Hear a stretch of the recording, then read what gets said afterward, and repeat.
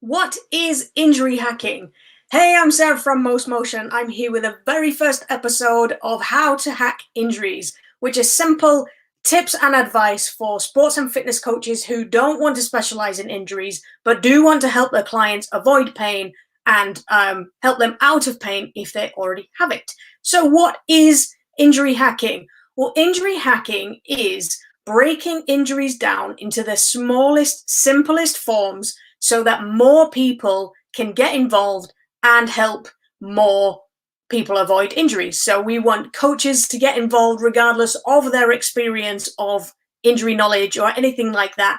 So coaches basically have a vital role to play when it comes to injuries and injury prevention. Why? Because they can see people moving around before the pain happens, which therapists can't do.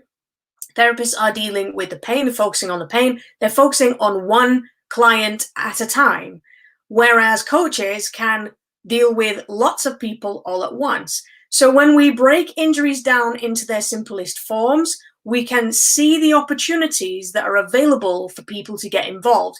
And I don't mean coaches having to learn about injuries themselves. Imagine like operating theatre. Okay, you have surgeons, you've got anaesthetists, you've got people passing the scalpel. Okay, the person passing the scalpel does not need to understand the intricacies of brain surgery, but they can still help. If that person didn't pass the scalpel or the tools or whatever it is they do, then the surgeon would have to do that themselves. It puts more pressure on that person. So when we divide it up like this into small jobs that everybody can get involved with, we share the responsibilities, we can work together to improve the frequency. There we go. We've got a mental block today of the prevalence of injuries in the first place. So if we can start getting involved with the simple things, even if we don't want to specialize in injury, then we can really help a lot of people. And it's not about arguing over who knows best, the technicalities of what's going on, or who knows more.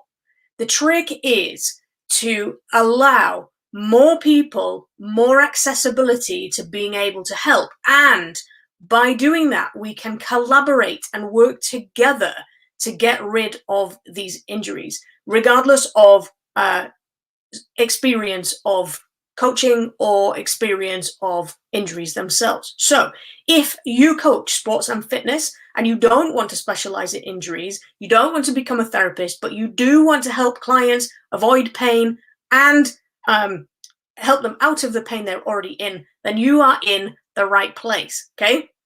So because we're not talking about technical stuff here, we can create boundaries. And the whole system is breaking down at the moment because people don't have boundaries. Okay, so if a coach wants to help out with injuries and they don't want to specialize in injuries, they go and search on the interwebs and they try and find all the information they can about how to deal with injuries. But when we're looking at how to deal with injuries, we are overstepping our boundaries as a coach. We're overstepping our guidelines. It makes our insurance invalid. And that means we're putting ourselves and our clients in a dangerous place. So how can we get around that? Well, we can just focus on the things that we can do. Okay, pain is not our responsibility as coaches, and nor should it be. That's for the therapist to deal with. But like I said, they're dealing with one patient at a time with their hands-on treatment stuff. We're in a position where we can help lots of people all at once. And that may well be taking multiple patients and working on their non-painful movements. Now, example of this would be, let's take patellar tendonitis, for example. Okay, you don't even need to know what that is. It's basically knee pain. Okay, you take a patient with knee pain, they've been told they got patellar tendonitis, it hurts when they move, and that patient, that client, is really nervous about training with that pain, regardless of whether it happened yesterday, whether they still have pain, or whether it happened 25 years ago, they still feel like they have a bad knee. Okay, so if that patient is nervous about moving that knee or that limb in certain ways, it means they're going to be apprehensive about training. It means they're going to be fearful of doing the things that make them better. Okay, but As a coach, because we're working with non-painful movement, we can help that client investigate all the ways they can move without it hurting. That gives a client confidence that they can actually move around, and it means that they're much more likely to succeed with the treatment and avoid the pain coming back, because they feel like, one, there's something they can do to help themselves, which everybody wants to do, and two, it feels like they're not hampered by this problem. They're not going to be hampered by this problem forever. Okay, it's like the child who touches the hot pan. Okay, if you never show the child another pan, they will think that every time they touch it, they see a pan, it's going to be hot, and they will worry about touching the pan. Okay, if somebody is moving their leg in a certain way and it has, in the past, it has caused them pain, that means that they are going to be nervous about moving their knee again. And it might be that that fear builds up into never moving that knee. Okay, and that's going to be really bad for them, for their life, for their movement in general. Okay, it's going to cause more problems than it gets rid of. But as coaches, we can help intervene with the non-painful movement side of things, help that client get confidence in their movements, and eventually that knee problem will just go away because the treatment will work. You will be helping them build confidence in the fact that they can move around without it being painful, and that will help everybody. So when we break things down into small portions like this, as simple little things that we can do to help with the situation, we can start collaborating, because the therapist knows you're not trying to replicate any of their treatment. You're not trying to get in the way of anything that they're doing. Actually, everything that you're doing is helping their treatment stick. Okay, I have never met a therapist yet who doesn't want to get rid of somebody's pain for good. Okay, they don't want them to keep coming back for the same old problems over and over again, and they want to help them out of that pain as quickly as they possibly can. So even if they've never met you, they can still work alongside you. You can still help them, and you can help that patient, that client, move forward quicker. That is what injury hacking is all about. Okay, it helps you, it helps the patient, it helps the therapist as well. Okay, so how did this all come about? Well, I started with my own injuries aged about 18. Okay, I was doing a teaching degree. I wanted to teach PE and maths because I was told at age like 13 or something I'd make a really good PE teacher. So I went to uni to do that, and I had to do a compulsory gymnastics lecture, which I hated. It was just flouncing about to me, and I'm about graceful as an elephant. So jumping around and, moving in a gymnastic style was not my comfort zone. But I had to do a vertical jump off a bench, and my kneecap dislocated. So I've had problems with injuries ever since then. I have strained the ligaments in my spine. I landed funny off a jumping kick in martial arts, and the bones in my foot moved. Nobody seems to have been able to fix that. So injuries have been a constant thing in my life for a long time. And when I failed my teaching degree, I decided I wanted to help people on a personal training basis, like a one-to-one basis. And I was working with a motocross rider, actually, and I would plan out my session. I thought I'd have a really good session planned. And he would come in and go, I fell off my bike at the weekend and I've bust my shoulder. I can't do that. Oh, okay. So what can you do? And then I started trying to investigate what people could do without the pain. And we had a osteopath clinic downstairs, and the osteopath would often tell people, go to the gym and get fit. But the patient would come into the gym and be really nervous about moving their body because they didn't want to trigger the pain that they had before, and they didn't have the support of the therapist anymore because the therapist didn't have time. There are too many people coming in with pain. They didn't have time to deal with the people who weren't in pain anymore. But that support network totally disappeared.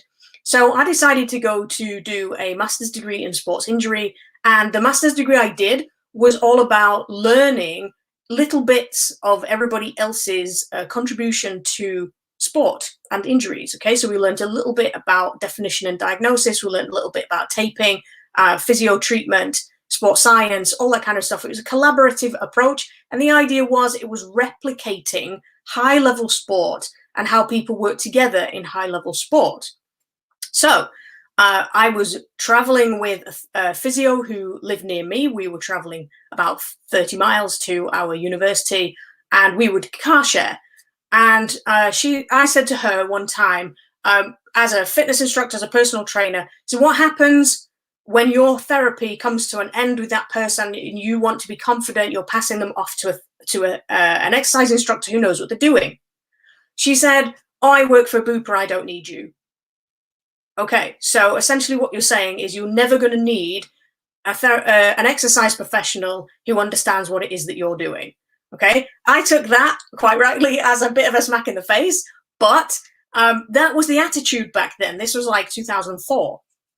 So I started trying to create a referral network around all the people that I knew. So I took an inventory really of all the therapists that I knew and tried to create like a network around them. So I would pass injured clients to them. And the idea was that they would pass people who were looking to get fitter around their injuries to me. But I would pass my people to them and never see them again. So this wasn't working. So I did corrective exercise specialisms. I did low back pain specialisms through exercise, all the stuff that I could do through exercise to try and help these patients, but it still wasn't working. So in the end, one of my potential referral people, she was a remedial massage therapist. She said to me, I'm using this new technique. Everybody keeps the clothes on, there's no oils. I was like, yes, this is me. Everything that had stopped me getting involved with treatment itself was the fact that people had to take the clothes off and I had to rub naked bodies. And for me, that's really uncomfortable. I did not want to do that. So even though I knew a lot about injuries themselves, I didn't want to do the hands-on treatment stuff because I was very shy. So I don't like, strangers' naked bodies, basically, and putting my hands on them. It didn't feel comfortable to me and probably still doesn't. So when she said about this way of helping people on a treatment table that I could do without them having to take their clothes off, I was in, and I thought, this is it. This is totally it. Now I can just do it all myself. So I did that for a little while, but I was absolutely miserable. I was so miserable because I ended up trading the exercise stuff for the treatment stuff. Like how I got my personal training clients to stop leaping about and lay on a table, I have no idea, but I managed it. So every session I would go and do treatment with them. And then I got the opportunity to work out of a CrossFit gym. So my treatment was it. And 8 hours a day, I was stood at a treatment table and I felt trapped. I felt really trapped because the thing that was missing, the thing that had been my life all the way up until that point, was exercise. And I wasn't getting to do that with people anymore. And I really missed it. So I started trying to mash together the treatment thinking from the table into little movements that people could do. And it worked really well. In fact, it worked so well that I pretty much put myself out of business because of it, because people would come to me for treatment. They'd come every week. I'd give them a couple of exercises to do at home. I'd see them the next week and they'd say, oh, that pain came back during the week, but I did those movements you gave me, it went away again. So then their treatment sessions started spacing out so that they would come every 2 weeks and then every 4 weeks, and then I wouldn't see them for months, And this was working with people ranging from little aches and pains to potential knee replacement clients who eventually took themselves off the waiting list for knee replacements. I worked with a guy who had meningitis, and he had so much pain every single day that he was really upset with me when I took it away. Okay, well, what we were doing worked so well. He had a couple of hours pain relief. He was really upset because it meant he noticed the pain more. But eventually he managed to use the movements we were doing to keep the pain away so that he would get full days of no pain, which is awesome, but rubbish for my business because I was not treating as many people. And of course, I was focusing on the excitement of learning all these new movements and creating them and all this stuff, and totally forgot about getting new people into the business. So when the CrossFit gym gave me 2 weeks notice to close because they were shutting down, I had to make a choice. I had to decide what was happening with my business. And I decided that I could help more people with movement than I could with the hands-on treatment. So I took the business online and was helping lots and lots of people with their getting themselves out of pain following the movements that I was creating. But again, I came across these problems, and it was the same old thing. So they were listening to me with the movement was working really well, but either the coach that they were also under, a lot of them were triathletes, so they were paying triathlon coaches, either the coach didn't understand what it was that I was doing, or they didn't agree, or even if they did, the client didn't want to pay two different people for exercise information or movement. So that's when I realized that sports and fitness coaches are the key to this whole injury prevention idea.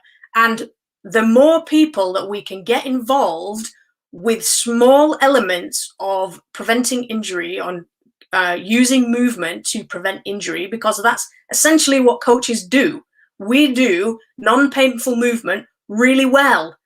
Therapists have to learn that stuff. They don't do that stuff very well. And if they do, they've managed to translate, like I did, the treatment thinking from the table into the movement. So the movements are very specific. But what I found was that I was giving exactly the same movements to every single patient, bar none, regardless of their symptoms. Okay, I was starting with general movement, whole body, general movement improvement. And that was taking away a lot of my patients' initial aches and pains. Then we could get into the specifics, obviously. But initially, that's what made that light bulb go off for me. I'm like, hang on a minute. I don't need to be everything to everybody. I need help here. And the coaches, they just need some guidance so that they don't keep looking on YouTube to try and find things that they can do. They need help and education around what's happening. So that's how injury hacking came about. I broke everything down into who can do what and how can we help each other. Okay, so we can take just the eyes, like just the observation of an assistant parent helper coach, for example. Okay, you get your parent helper who's literally just coaching because it's something to do while their child is entertaining themselves in the sport, and you give them the skills to be able to spot potential injuries before they start happening, and they can tell somebody about it earlier. When they do that, it means the problem hasn't developed into something that takes ages to fix. Okay, it means that we can start the process quicker of getting involved with that. And it may well be that they just refers to somebody who knows a little bit more about this movement stuff than they do. And then in-house, in that club, for example, they can deal with that injury, they can get that body moving, they can start coping or start helping with the small things that lead to the big problems. Okay, so literally that is where injury hacking came from. That's my story about what happened with me. All this stuff has come about through my experience and the problems I faced in my business. So this has been decades in the making. This is at least 2 decades now of injury focus in my life. And all this stuff has been proven to work.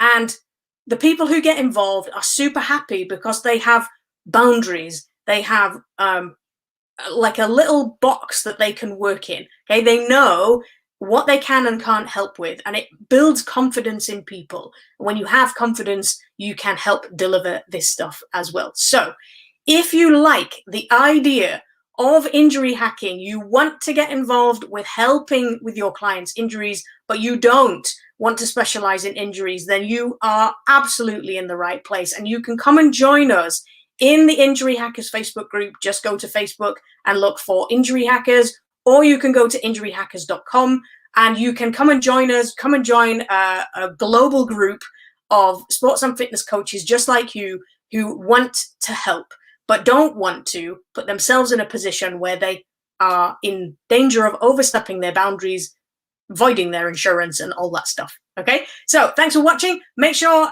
as always, if you like this video, click the likes, click the hearts, comment below, add your thoughts to this, what you've heard today, and we'll look forward to you joining in the discussion over in the Facebook group. Thanks for watching. I'll see you again next time.